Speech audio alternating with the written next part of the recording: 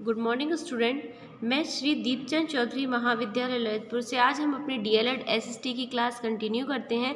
Last class में हमने पढ़ा था पृथ्वी के ताप कटिबंध। ठीक है, हमने पढ़ा था कि जो अक्षांश रेखाएं होती हैं उनके कारण क्या है, पृथ्वी पर हर जगह तापमान में अंतर आता है, जिसके कारण हर क्षेत्र का ताप क्या रहता है, अलग अलग रहता है। तो हमने उष्ण कटिबंध, शीतोष्ण कटिबंध, शीत कटिबंध, ऐसे कटिबंधों के बारे में पढ़ा था।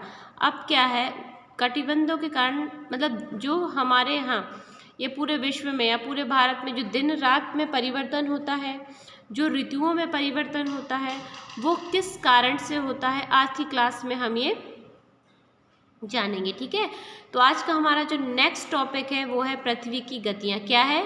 पृथ्वी की गतियाँ। अब हमें इस चैप्टर में जो हमें कवर करना है वो करना है पृथ्वी कैसे गति करती है एवं उसकी कौन कौन सी गतियाँ हैं। ठीक है, अब ये तो हम अच्छे से जानते हैं, जो पृथ्वी है अपने अक्ष पर घूमती है। जानते हैं कि नहीं जानते हैं? सभी स्टूडेंट्स ये जानते हैं कि पृथ्वी अपने अक्ष पर परिक्रमा करती है ना, और परिक्रमा करते हुए उसकी कौन कौन सी गति होती है ये हमें पढ़ना है। घूर्णन और परिक्रमण गति क्या है, और घूर्णन और परिक्रमण गति से पृथ्वी पर क्या प्रभाव पड़ता है ये हमें पढ़ना है। बेसिकली हमने पढ़ा कि पृथ्वी की क्या है, दो ही गतियाँ होती हैं। क्या गतियाँ होती हैं? दो ही गतियाँ होती हैं। एक होती है घूर्णन गति, एक होती है परिक्रमण गति। एक गति के कारण दिन और रात होते हैं और एक गति के कारण ऋतुओं में परिवर्तन होता है 6-6 मास के अंतराल में। ठीक है, अब क्या है, सभी बच्चों ने एक लट्टू देखा होगा, देखा है कि नहीं देखा है?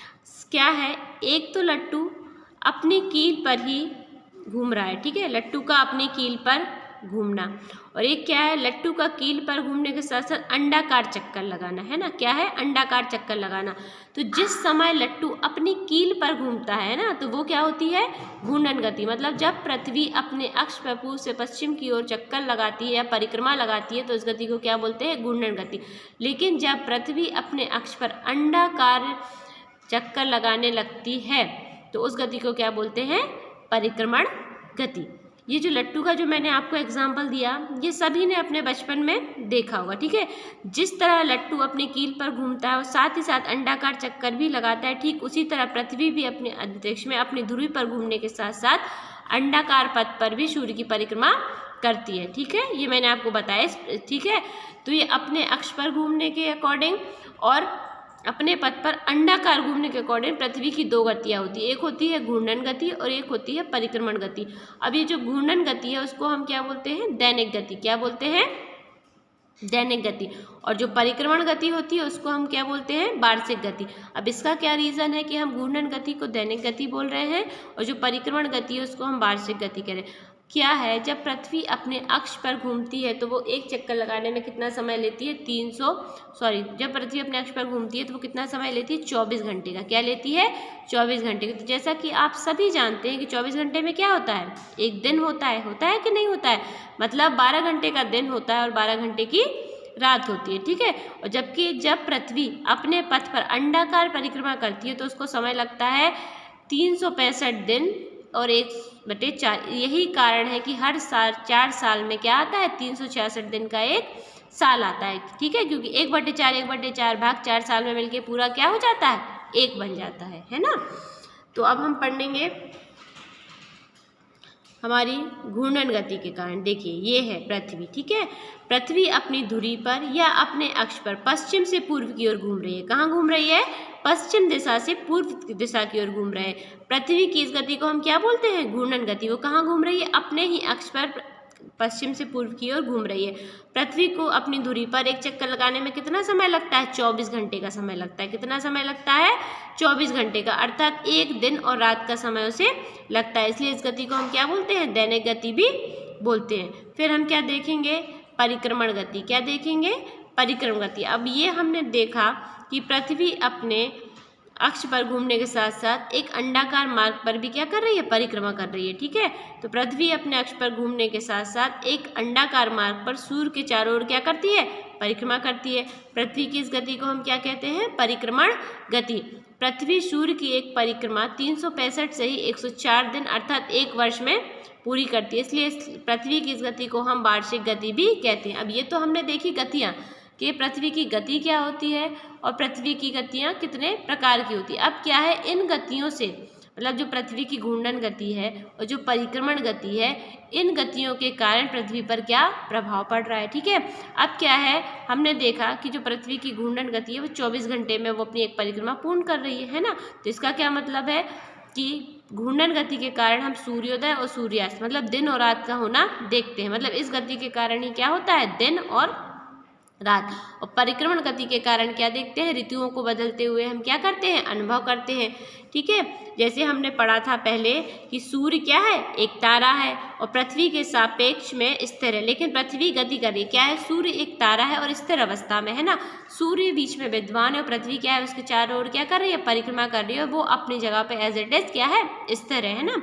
चूंकि हम गतिशील पिंड पर निवास करते हैं है ना, इसलिए हमें पृथ्वी स्थिर और सूर्य चलता हुआ प्रतीत होता है। क्या है, पृथ्वी क्या है, लगातार परिक्रमा कर रही है ना। तो पृथ्वी क्या हुई, एक गतिशील पिंड, सूर्य क्या है, एक स्थिर है। अब जबकि हम गतिशील पिंड पर निवास कर रहे हैं है ना, तो हमें सूर्य हमेशा क्या है, चलता हुआ प्रतीत होता है। क्यों, क्योंकि जब हमने देखा है, जब कहीं हम सफ़र करते हैं, बसों में जाते हैं या ट्रेवल करते हैं, तो क्या होता है, जब हम खिड़की से बाहर साइड देखते हैं तो हर चीज़, पेड़ पौधे में क्या वो चलते, तो क्या वो पेड़ पौधे चल रहे हैं, नहीं, वो तो स्थिर अवस्था में है, लेकिन हम क्या है, गतिशील अवस्था में है, जिसके कारण वो भी हमें क्या है, गतिशील अवस्था में नजर आते हैं है ना। अब क्या है, हमें सुबह सूर्य पूर्व दिशा से युक्त दिखाई देता है, जबकि रात में हमें डूबता हुआ कहाँ से दिखता है, पश्चिम दिशा में है ना। जबकि वास्तव में पृथ्वी के पश्चिम से पूर्व की ओर धुरी पर अब के कारण ही सूर्योदय और सूर्यास्त होते हैं। ठीक है, अब क्या है, जो दिन और रात है वो किसके कारण होते हैं, घूर्णन गति के कारण। अब ये कैसे होता है हम ये देखते हैं। ठीक है, दिन और रात का होना पृथ्वी की गति का परिणाम है।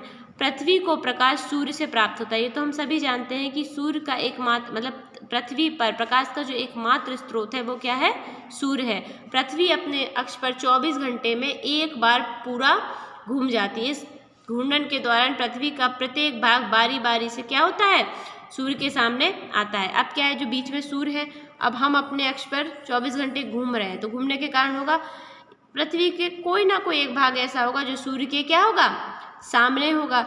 ठीक है, तो जो सूर्य के सामने वाला भाग होता है जिस पर सूर्य का प्रकाश पड़ता है, पर दिन, और पीछे वाले भाग पर क्या हो जाता है, जहाँ प्रकाश नहीं पड़ता वहाँ क्या हो जाती है, रात हो जाती है। ठीक है, क्लियर है आप सबको, कोई डाउट।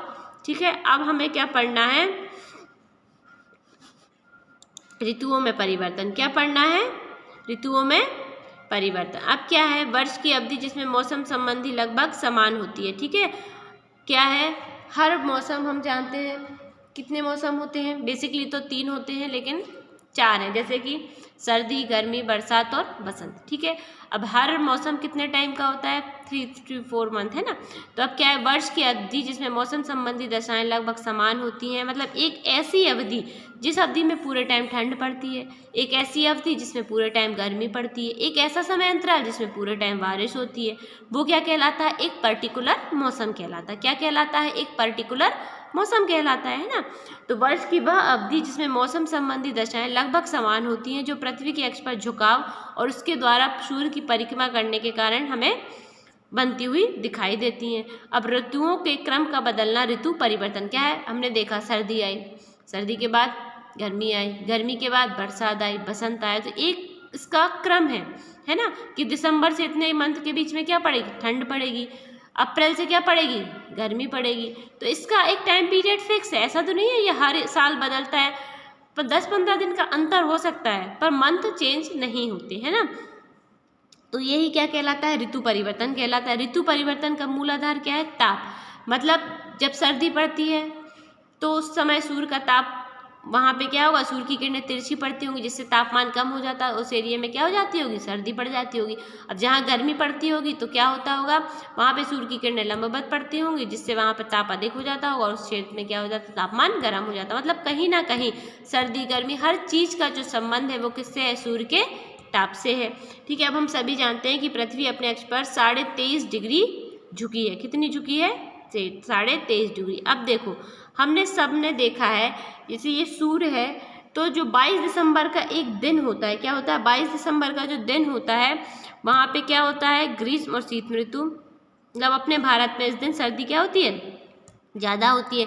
21 जून का भी एक दिन होता है। 21 मार्च को क्या होते हैं, दिन और रात एक जगह क्या होते हैं, बराबर होते हैं। 23 सितंबर को भी एक जगह क्या होते हैं, दिन और रात बराबर होते हैं। तो ये सब कुछ बिंदु हमें पढ़ने हैं। अब अगर हम 22 दिसंबर की बात करें और अगर हम चित्र में देखें तो क्या है, जो पृथ्वी है वो उत्तर से दक्षिण की तरफ घूम रही है। अब जो उत्तरी गोलार्ध है ना, जो ब्लू शेडेड पार्ट है, वहाँ पे जो सूर्य की किरणें हैं वो क्या हो रही हैं, तिरछी पड़ रही हैं। जबकि जो येलो पार्ट है, यहाँ सूर्य की किरणें क्या पड़ रही हैं, पूरे टाइम सीधी पड़ रही हैं। तो यहाँ का तापमान क्या होगा, ज़्यादा होगा। इस तरफ का तापमान क्या होगा, कम होगा। ठीक है, अब क्या है, ऐसी स्थिति वहाँ क्या होगी, ग्रीष्म ऋतु होगी, जहाँ तिरछी पड़ रही हो, जहाँ सीधी पड़ रही है वहाँ क्या होगी, जहाँ तिरछी पड़ रही है वहाँ शीत ऋतु होगी, जहाँ सीधी पड़ रही है वहाँ पे ग्रीष्म ऋतु होती है। ठीक है, अब हमने देखा है जो हमारा देश है भारत, वो किस गोलार्ध में है, इसके उत्तरी गोलार्ध में है। कहाँ पे है, उत्तरी गोलार्ध में। उत्तरी गोलार्ध में दिसंबर माह में जो शीत की मतलब सूर्य की किरणें हैं वो क्या पड़ रही हैं, तिरछी पड़ रही हैं। कैसी पड़ रही हैं, तिरछी। इसलिए दिसंबर में भारत में क्या पड़ती है, शीत ऋतु पड़ती है। क्या पड़ती है, शीत ऋतु पड़ती है। इसी तरह हम 21 जून की स्थिति देखें, है ना, तो क्या है, 21 जून में सूर्य की परिक्रमा करते हुए जब पृथ्वी 21 जून को, जैसा कि हमने इस चित्र में देखा, ये है 21 जून का दिन है। अब इसमें क्या हो गया, यहाँ पे क्या था, दक्षिणी गोलार्ध में सूर्य की किरणें क्या पड़ रही थी, सीधी पड़ रही थी, है ना। यहाँ पे क्या है, उत्तरी गोलार्ध में तो सूर्य की किरणें सीधी पड़ रही हैं और दक्षिणी गोलार्ध में सूर्य की किरणें कैसी पड़ रही हैं, तिरछी पड़ रही हैं। तो इस कारण यहाँ पे जो हमारा भारत है वो कहाँ है, उत्तरी गोलार्ध में है। तो 21 जून को क्या पड़ती है, हमारे यहाँ गर्मी पड़ती है, और है ना, और जो दक्षिणी गोलार्ध में जो भाग पड़ रहा होगा वहाँ क्या होगी, ठंड होगी, है ना। अब हम देखते हैं नेक्स्ट तारीख 23 सितंबर और 21 मार्च की स्थिति क्या है। अब पृथ्वी 23 सितंबर और 21 मार्च की स्थिति को देखते हैं। इस स्थिति में सूर्य उत्तरी गोलार्ध में जाते हुए 21 मार्च को फिर लौटता हुआ 23 सितंबर को विषुवत रेखा पर क्या पड़ता है, लंबवत पड़ता है। इन दोनों स्थितियों में दोनों गोलार्ध में जो सूर्य की किरणें हैं वो क्या पड़ती हैं, समान रूप से पड़ती है। देखो इस पूरे एरिया में सूर्य की किरणें पड़ रही हैं और इस पूरे में क्या है, तिरछी। तो इसलिए जो 21 मार्च का और 23 सितंबर का दिन होता है, इस दिन और रात क्या होते हैं, बराबर टाइम पीरियड के होते हैं। क्या होते हैं, बराबर टाइम पीरियड के होते हैं। ठीक है, अब क्या है, कुछ क्वेश्चंस हैं जो मैं आपको डिस्कस करती हूँ आपके साथ। पृथ्वी अपनी धुरी पर फिलिंदी ब्लैंक्स घंटे में एक बार घूमती है ना, तो क्या आंसर है उसका, 24 घंटे में। पृथ्वी सूर्य की परिक्रमा कितने दिन में करती है, 365 सही 104 दिन में। दिन व रात का होना पृथ्वी की घूर्णन गति का परिणाम है। पृथ्वी को सूर्य के ताप से, पृथ्वी को खाली स्थान से ताप प्राप्त होता है, किससे प्राप्त होता है, सूर्य से। अक्ष तल से पृथ्वी का अक्ष 23.5 डिग्री अंश क्या है, झुका होता है। सूर्य की किरणें 23 सितंबर को कहाँ पे पड़ती हैं, विषुवत रेखा पर। 21 जून को कहाँ पड़ती हैं, मकर पे, और यहाँ पे। ठीक है, तो ये कुछ क्वेश्चन है। तो आज का टॉपिक हम यहीं ख़त्म करते हैं। ओके स्टूडेंट, नेक्स्ट टॉपिक हम कल लेंगे। ये हमारा पृथ्वी के ताप कटिबंध और पृथ्वी की गतियाँ आज कंप्लीट हुआ। अब नेक्स्ट टॉपिक लेंगे, लगभग हम ज्योग्राफी के भी लगभग हमारा ज्योग्राफी वाला पोर्शन भी होने वाला है। ठीक है, घर पे रहिए और सुरक्षित रहिए।